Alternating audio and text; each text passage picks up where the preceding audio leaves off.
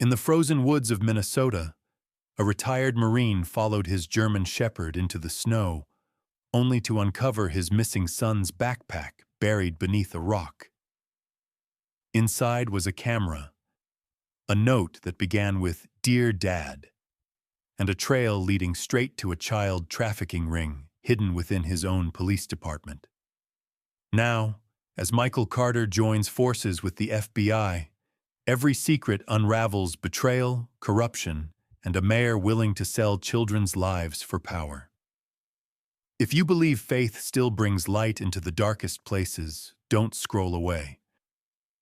Hit subscribe, share this story, and comment Amen to spread hope and remind the world that God never forgets the lost. May the Lord bless, protect, and heal everyone watching. The wind sliced through Eagle Point Park with a cruel precision that only a Minnesota winter could deliver. The world was white and silent, an endless stretch of snowdrifts and skeletal pines frozen in time. The sky hung low, an iron sheet threatening more snow. Not a soul ventured out on mornings like this, not since the boy vanished 3 weeks ago. Michael Carter trudged along a narrow trail, his breath a visible fog in the frigid air. At 48, he still carried the frame of the Marine he once was, broad-shouldered, square-jawed, his face etched with the lines of too many winters and too many losses. His short-cropped dark hair had begun to gray around the temples, and his beard, unshaven for days, gave him a rugged, weary look. There was strength in him still, but also a hollowness, the kind that came when a man had buried too many comrades, and recently, a part of his heart. His son, Ethan Carter, had disappeared during the town's winter festival, and nothing in Michael's years of service or survival training had prepared him for that kind of battlefield. Beside him padded Ranger, his 5-year-old German Shepherd, a muscular, sable-coated dog with sharp amber eyes and a soldier's discipline. Ranger had served as Michael's therapy companion since the Marine's discharge 5 years ago, when an IED in Afghanistan ended his career and left him with a limp in his right leg. Loyal to a fault, Ranger had learned to read his handler's moods, moving in sync with him like a silent partner. Yet since Ethan's disappearance, even the dog's steady gaze had dimmed. He had searched those woods every day, sniffing at the wind, pacing the frozen trails as if refusing to accept what the humans feared. Michael adjusted his scarf and scanned the barren tree line. "Let's head back, buddy," he muttered, voice low and rough from cold air and sleepless nights. "No sign today either." The dog trotted a few steps ahead, nose to the ground, tail flicking in concentration. A gust of wind whistled through the pines, stirring flurries of snow that danced briefly before vanishing. The only sounds were the crunch of boots and the faint rattle of dog tags. They reached a clearing overlooking the frozen lake, Eagle Point's crown jewel now sealed beneath inches of ice. The park stretched 30 acres, once a place of summer picnics and fishing trips. Now it was just a graveyard of memories, guarded by pines and silence. Michael's gloved hand brushed against the small locket hanging from his coat zipper, a silver charm that had belonged to Ethan's late mother. She had died when Ethan was 5, leaving father and son to build their own fragile world. Michael had raised the boy with military precision softened by tenderness, teaching him how to track footprints, tie knots, and spot constellations. Ethan had loved those lessons, his curiosity boundless. That was what broke Michael the most. The thought of his son's bright mind, trapped somewhere in darkness. Ranger stopped suddenly, his ears pricked forward, tail stiff, nostrils flaring. Michael froze. The dog's body language shifted from calm alertness to raw urgency. Then, without warning, Ranger let out a bark, sharp, deep, echoing through the frozen trees. One bark became another, then a frenzied series that shattered the park's oppressive quiet. Michael's pulse jumped. "What is it, boy?" he called. But Ranger was already bounding through the snow toward a jagged rock formation half buried under drifts. Michael followed, limping slightly, heart hammering. He hadn't heard Ranger bark like that since the day Ethan vanished. The German shepherd clawed furiously at the snow around a large granite boulder, his front paws scraping until streaks of blood appeared on the white surface. "Ranger, stop! You'll hurt yourself!" Michael shouted, kneeling beside him. But the dog ignored the command, digging faster, driven by something primal. The Marine's instincts kicked in. This wasn't random behavior. The dog had found something. Michael pushed aside handfuls of snow, fingers numb even through gloves. Beneath the frozen crust, a glint of blue fabric emerged. He clawed harder, uncovering a small backpack. Ethan's, unmistakably.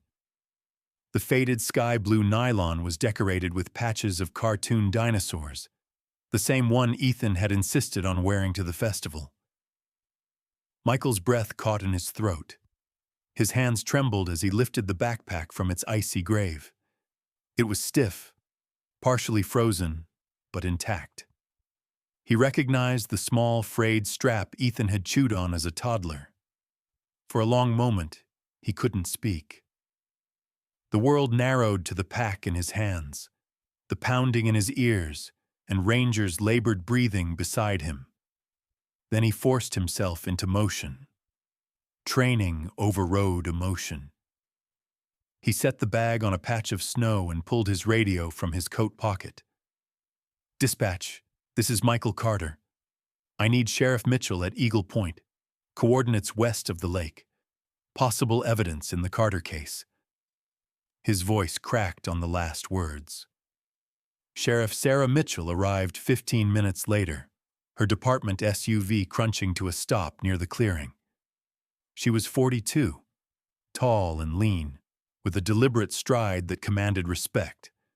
Her hair was a cascade of auburn curls tucked into a dark knit cap, and her pale green eyes carried the steady calm of someone who'd seen the worst of humanity and refused to flinch. A single mother of 2 teenagers, Sarah had built a reputation as a no-nonsense law officer, one who balanced compassion with steel. Years earlier, she'd lost her younger brother to a hit-and-run driver who was never caught, a wound that made her relentless when it came to justice for families like Michael's. She stepped out, breath fogging, and studied him quietly before speaking. "Michael," she said, voice low, measured. "You shouldn't be out here alone, again." He straightened, holding up the backpack. Ranger found this. Sarah's expression shifted from sympathy to shock. She knelt beside the evidence, her gloved hands careful not to touch. "That's Ethan's." "Yeah." His voice was hoarse. "His favorite patches. The zipper. See the broken tooth?" He fixed it himself. Sarah exhaled, visible tension rippling through her. "Let's get it back to the cabin. We'll thaw it carefully, see what's inside." Michael hesitated, eyes still on the spot where Ranger had dug. He buried it deep, almost like he didn't want it found. "Or someone else didn't," Sarah said grimly, scanning the surrounding woods. Her right hand rested near her sidearm by reflex. "This place has seen too many secrets." Back at Michael's small log cabin near the edge of the park, warmth from the wood stove barely cut through the bone-deep chill. Ranger curled near the hearth, paws bandaged, gaze fixed on the backpack lying on the table. Michael paced while Sarah, methodical as ever, photographed and bagged the evidence. When the surface thawed enough, she carefully unzipped it. Inside, wrapped neatly in plastic, was a small digital camera and a folded piece of paper. Michael reached for it, his gloved fingers shaking. The paper was stiff from cold, but the handwriting was clear. Ethan's neat, careful print. Dear Dad. For a moment, neither spoke. Only the crackle of the fire and the faint whine from Ranger filled the room. Sarah met Michael's eyes. "We'll get the text to recover what's on the camera," she said gently. "Whatever he wanted you to see, it's here." Michael nodded slowly, his jaw tight, voice barely a whisper. "He left me a trail." He looked down at Ranger, whose ears twitched at his name. "You did good, boy. You brought him back to us." Outside, the snow began to fall again, heavy and silent, covering the tracks they had made. Yet for the first time in weeks, the cold didn't feel endless. Somewhere beneath that endless white, the truth was waiting to be uncovered. The snow outside Michael Carter's cabin had slowed to a silent drift by the time the digital camera finally thawed enough to turn on. Sheriff Sarah Mitchell sat at the kitchen table, her pale green eyes reflecting the blue glow of the small screen, while Ranger rested by the hearth, ears perked, watching his master's every move. Michael's rough hands trembled slightly as he pressed the power button. The device whirred, then flickered to life. For a moment, static. Then Ethan's face filled the tiny display. The boy's image was grainy, lit only by the soft pulse of a camera light. His dark blonde hair was disheveled, his face smudged with dirt, but his gray-blue eyes were calm, steady, the way he looked when solving puzzles at home. His voice, clear and deliberate, carried no panic. "My name is Ethan Carter. If someone finds this, please tell my dad I'm alive. They took us from the festival. There are other kids. Ranger tried to stop them, but they hurt him. I made him run away." He looked off camera briefly, then back. "If you find this, follow the pattern. I hid things. The bad man has a scar on his left hand, shaped like lightning. He drives a blue pickup with a dent in the passenger door. He calls everyone Chief. He wears a police badge, but he's not good." Michael froze, the sound of his own heartbeat filling the quiet cabin. Sarah's jaw tightened. "You know who that sounds like," she said quietly. He nodded. "Detective James Foster." Detective Foster was a man in his late 30s, tall with a lean, athletic build that made his suits hang perfectly over his shoulders. His neatly trimmed brown beard and sharp green eyes gave him the polished look of a man used to being trusted.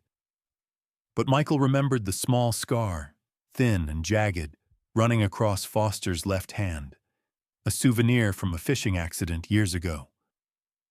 Foster had led the investigation into Ethan's disappearance from day one, and though outwardly sympathetic, something about his overly rehearsed words had always left Michael uneasy. Sarah rose from her chair, pacing. "If that's true, we can't handle this through the department. He's been in charge of the case files since day one. He controls everything." Her voice, normally calm, carried a tremor of anger. "We need outside jurisdiction." Michael exhaled heavily, rubbing the back of his neck. "FBI?" Sarah nodded. "I'll make the call." 2 hours later, headlights cut through the falling snow. A black SUV rolled up the cabin's drive. The door opened, and Special Agent Elizabeth Patterson stepped out. She was in her mid-40s, wearing a long wool coat and black gloves, her short ash-blonde hair tucked neatly behind one ear. Her movements were precise, efficient, the kind that came from years in federal service. Patterson's face was composed but not cold. Her gray eyes carried intelligence sharpened by experience and loss. She had once led a missing persons unit in Chicago before transferring to the FBI's Child Exploitation Task Force after losing her teenage niece to a trafficking ring that was never found. It was a wound that had turned her professionalism into quiet fury. Inside, Patterson listened as Michael recounted the discovery. She examined the backpack, the folded letter, and the clips on the camera. Her questions were quick, purposeful. "You said your son liked puzzles and patterns?" she asked, jotting notes in her field pad. Michael nodded. "He called it treasure hunting. He'd hide trinkets all over the park and draw maps for me to find them. Said it made us both explorers." "That might explain his wording in the video," Patterson replied. "He says he hid things. That could mean evidence." Sarah poured coffee into 3 chipped mugs, her hands steady now that adrenaline had replaced fear. "If Foster's involved, he'll know the moment we start digging. We need to move quietly." Patterson's lips pressed into a thin line. "I'll set up a temporary command post in town. I'll handle the Bureau's communication myself. No local channels." Her tone was clipped, confident. She had done this before. Before she left, Patterson placed a firm hand on Michael's shoulder. "Mr. Carter, your son's clarity under stress is remarkable. He's not just surviving, he's thinking. We'll find him." That night, Michael couldn't sleep. He sat by the fire, the camera replaying Ethan's calm eyes over and over. Ranger lay across his boots, head resting on his paws. Each time Ethan's voice said, "Follow the pattern." Michael's chest tightened. He rose quietly, moving to Ethan's small room at the back of the cabin. Everything was untouched since the night the boy disappeared. The walls were covered in maps, drawings, and sheets of paper pinned with colored string.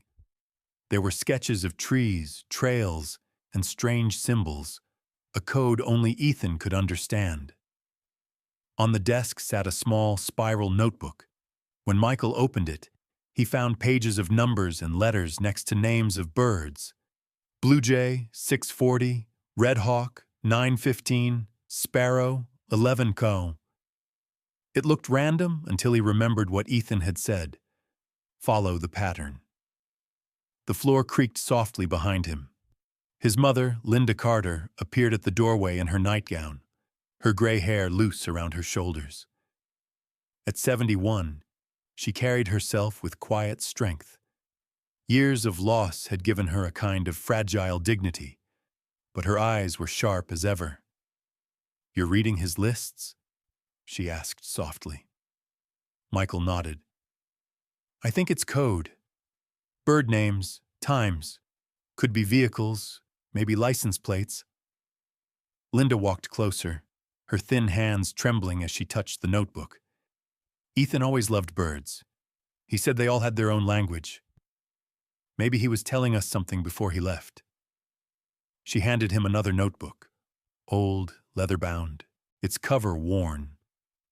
This was in his dresser. He wrote in it every night. Said it was for when you came home late from patrol. Her voice cracked. "Maybe it'll help." Michael took it gently, heart pounding. Inside were sketches of trucks, descriptions of men near the harbor, and notes like blue pickup, dented door, chief word again. The boy had been watching, documenting. Ethan hadn't wandered off. He'd been taken because he'd seen too much. Sarah returned early the next morning, frost on her hair, her expression grim. "FBI's in position. Patterson's setting up in the old ranger station. But we've got a problem. Foster knows we're moving. He just left town, headed toward the harbor." Michael exchanged a look with her, the unspoken fear passing between them.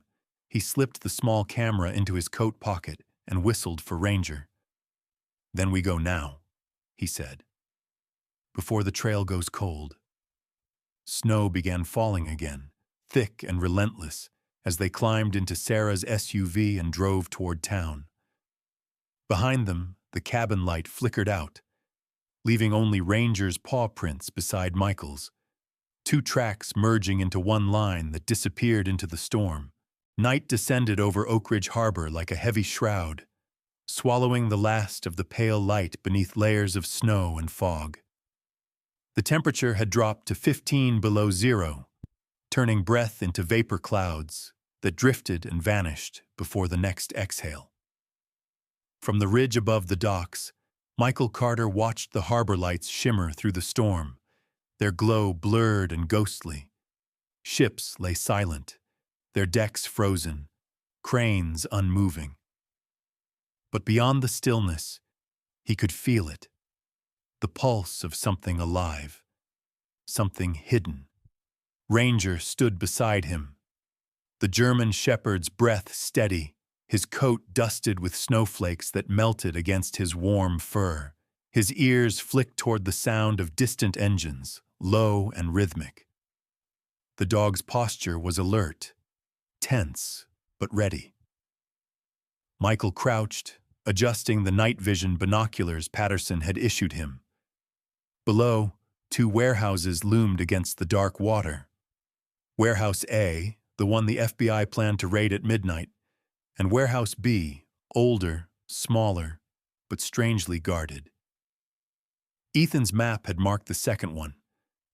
The thought of his son, his courage, his quiet intelligence, hardened Michael's resolve.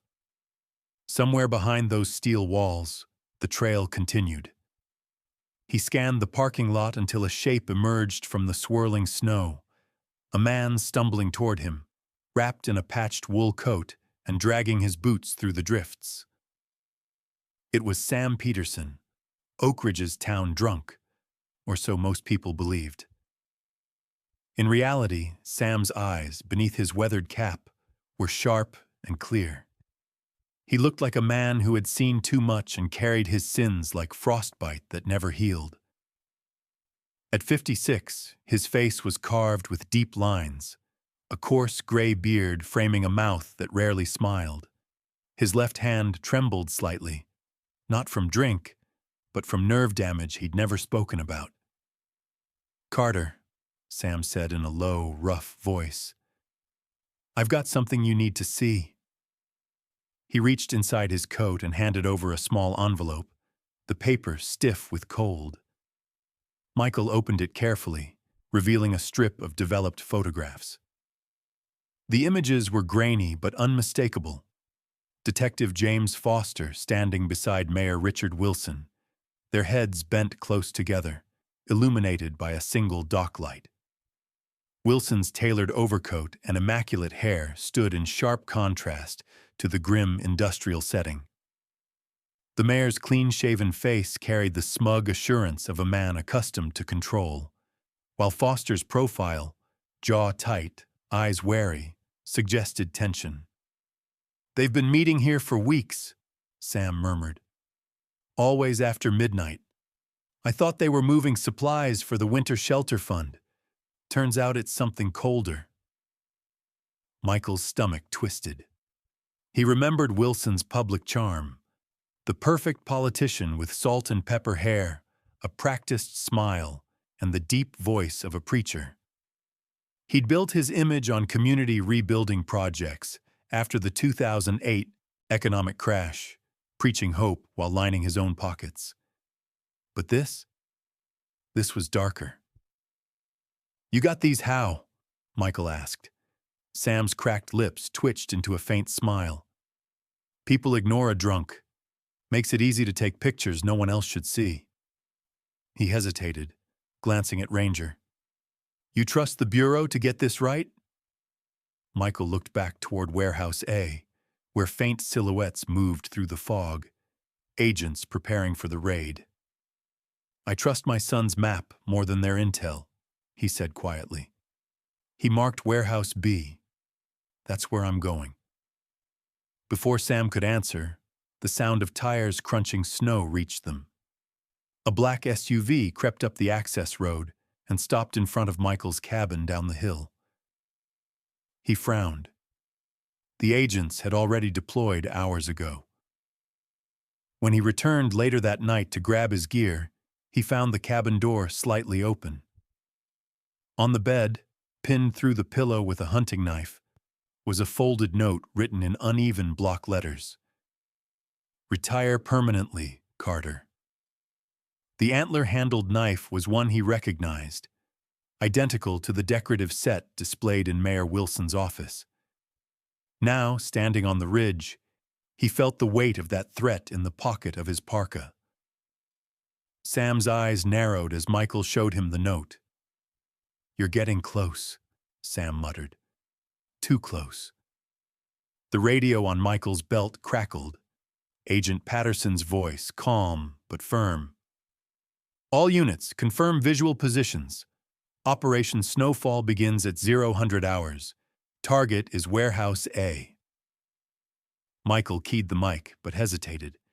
If he warned her now, and she was compromised like Foster, they might shift too soon. He switched the device off and turned to Sam. "I need you to create a diversion at the docks. Something loud, something that keeps their eyes away from Warehouse B." Sam smirked. "Always did like fireworks." He patted his coat pocket, where something metallic clinked. "I've got old flares from the fishing boats. Should make a fine distraction." "Don't get caught," Michael said. "Wouldn't be the first time," Sam replied with a wry grin before vanishing down the slope, his figure swallowed by the snow. Michael pulled up his hood and looked at Ranger. "We go in quiet," he whispered. The dog's tail flicked once, acknowledging the order. Together they descended toward the dock, the snow muffling their approach. Around them, the world was soundless except for the faint hum of wind against corrugated metal. When they reached the rear of Warehouse B, Michael found a side door marked Service Access. It was locked but old.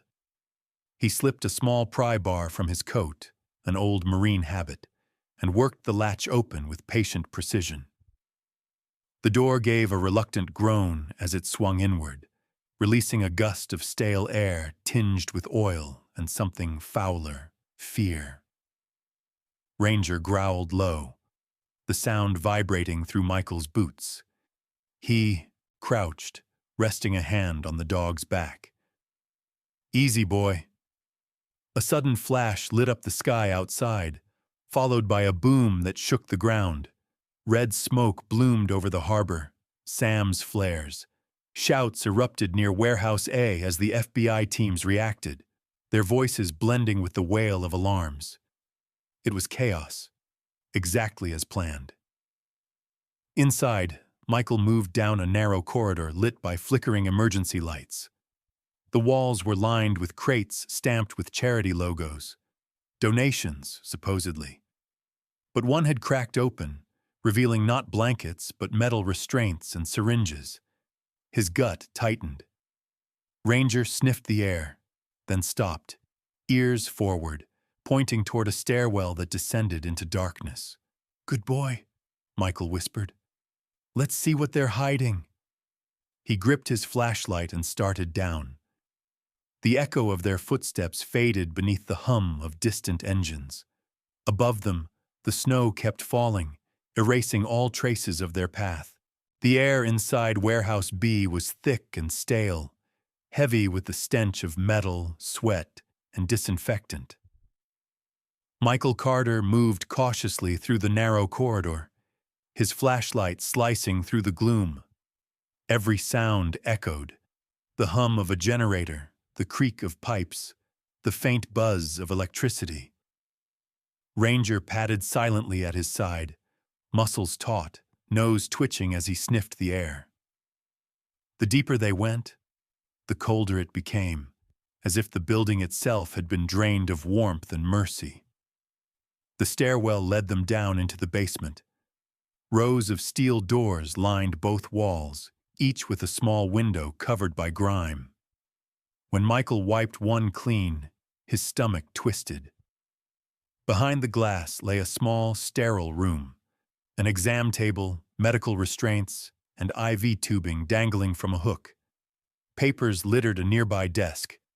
Shipment 01 7 units typed across the top. Each unit had initials, ages, and coded destinations. He flipped another sheet. More children's initials. Jesus, he muttered, jaw clenched. Ranger growled low, the fur on his neck rising. A faint voice crackled from the radio clipped to Michael's vest. It was Sheriff Sarah Mitchell. Michael, come in. Patterson's team hit the wrong warehouse. We've got nothing here but empty crates. Where are you? In the real one, he whispered. Basement's a holding facility. You need to move now. Copy. I'm coming to you. Michael exhaled, forcing himself to stay steady. He gathered a few of the documents, tucking them into his coat. Then Ranger froze, staring up the stairwell. Footsteps, heavy, deliberate. Michael killed the light and pressed his back to the wall, drawing his sidearm. A man appeared in the doorway above, a large figure in a black tactical jacket, shaved head glinting under the emergency light. The man was in his 40s, built like a wall, with a crooked nose that looked like it had been broken more than once. His name tag read, R. Doyle. Doyle was Foster's muscle, a former dock enforcer rumored to have done time for smuggling before the mayor rehabilitated him with a city contract.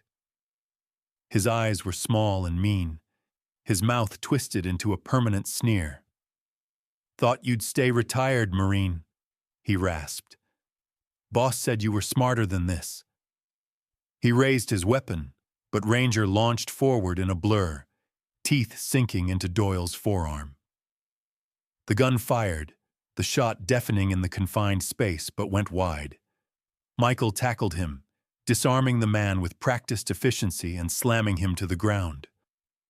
Doyle hit the concrete hard, the air leaving his chest in a groan.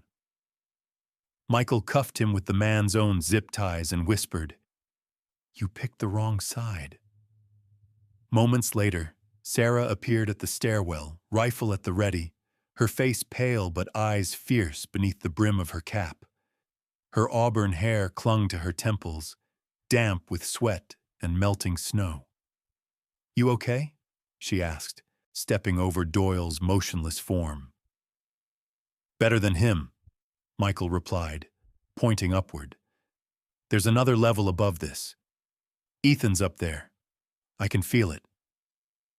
They found a service elevator at the end of the corridor. Its doors were half open, a red light flickering above. Sarah pried them apart with a metal rod, while Michael kept watch. The elevator groaned to life, rising slowly toward the third floor. When the doors opened, the sight froze both of them in place. The large warehouse floor had been divided into makeshift dormitories.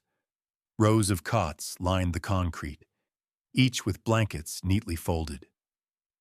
On 7 of those beds sat children, thin, pale, motionless, except for the slow rise and fall of their chests. And there, among them, was Ethan. His blonde hair fell across his forehead, his eyes half open but unfocused, pupils dilated from sedation. "Ethan," Michael breathed, stepping forward.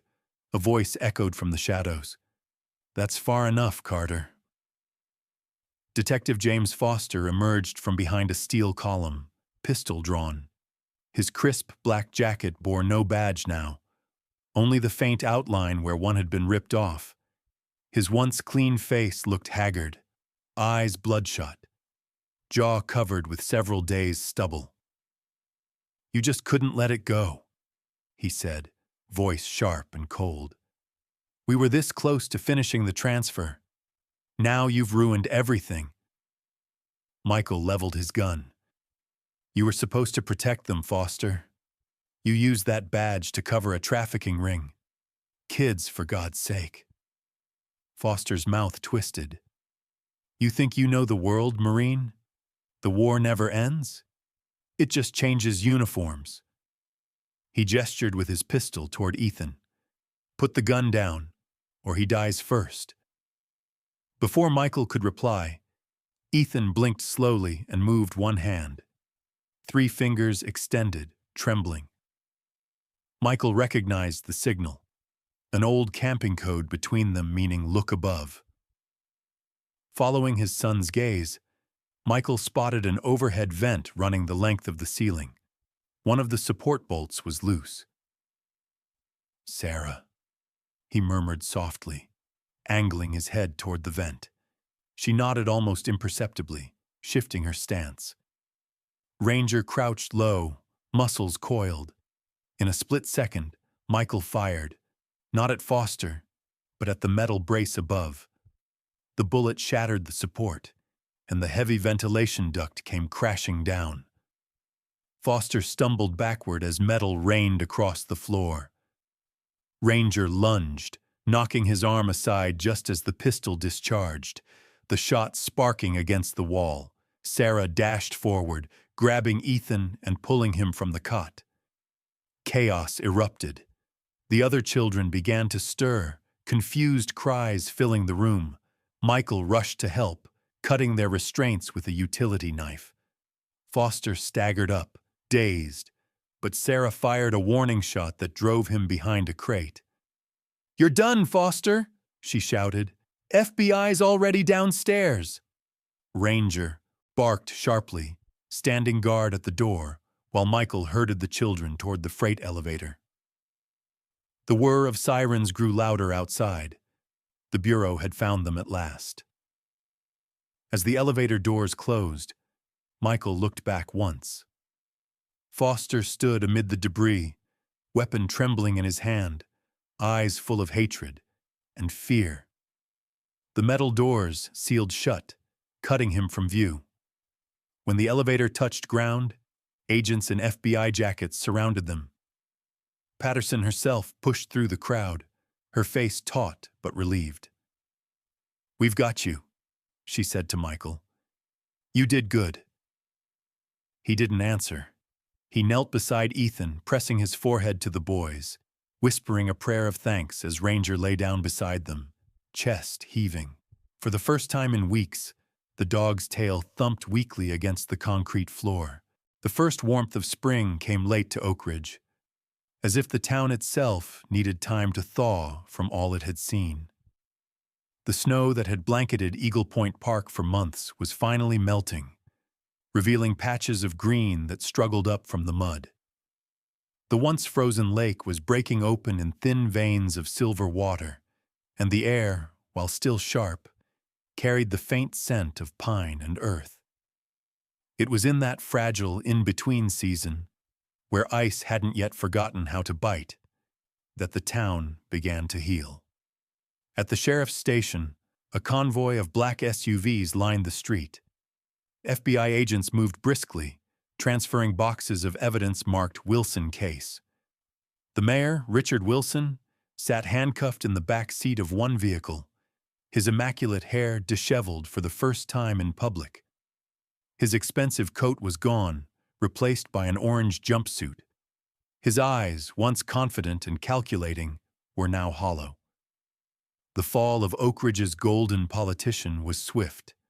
News cameras swarmed, capturing every angle, every flashbulb reflecting the end of an empire built on deception. Michael Carter stood across the street, watching silently. The lines on his face seemed deeper now, but there was a quiet steadiness in his gaze. His injuries from the warehouse raid had mostly healed, though a faint scar traced the side of his jaw. A small price, he often thought, compared to what could have been lost. Ranger sat obediently beside him, the German shepherd's fur clean and brushed, his amber eyes tracking every movement with sharp intelligence. Around his neck hung a new collar, a polished metal tag engraved with the words, "Service Hero, Oak Ridge PD." Sheriff Sarah Mitchell approached, her usual uniform replaced by a plain navy jacket. The auburn of her hair gleamed faintly in the sunlight, and though her green eyes carried fatigue, they also held something lighter. Satisfaction, perhaps, or the calm that follows a long storm. "He didn't say a word during interrogation," she told Michael, her voice low. "But the flash drives Ethan left behind did the talking." Michael turned to her. How bad was it? Worse than we thought, Sarah said, slipping her hands into her pockets. Your son hid the memory cards in half the places we never checked. Inside tree hollows, under park benches, even in a crack behind the war memorial. He'd recorded license plates, coded names, money trails. It's enough to expand the case across 3 states. Michael exhaled slowly. He saved them before we could even get to him. Sarah smiled faintly. Smart kid. Takes after his father. Before he could answer, a voice called out behind them. Dad! Ethan was running across the park, his blonde hair now neatly trimmed, his skin no longer pale. Weeks of care had returned the spark to his gray-blue eyes. He wore a flannel shirt and a small backpack, the same one that had once been buried under snow, but now washed, mended, and filled with sketchbooks instead of fear. Behind him walked Linda Carter, his grandmother, her gray hair braided loosely down her back. The woman's frail frame seemed stronger in the spring light, her posture straight, her steps firm. Michael knelt as Ethan reached him, pulling the boy into a tight embrace. Ranger barked once, tail wagging wildly, circling them as if afraid the moment might slip away. Ethan giggled, burying his face in his father's shoulder. Ranger's famous now, he said. Grandma says he's going to be in the newspaper. He deserves it, Michael replied, scratching behind the dog's ears. You both do. Nearby, Agent Elizabeth Patterson approached with a small stack of papers tucked under her arm. She looked more relaxed than the night of the raid, her short, ash-blonde hair neatly styled again, her sharp gray eyes softening as she saw the reunion. Mr. Carter, she greeted, extending a hand.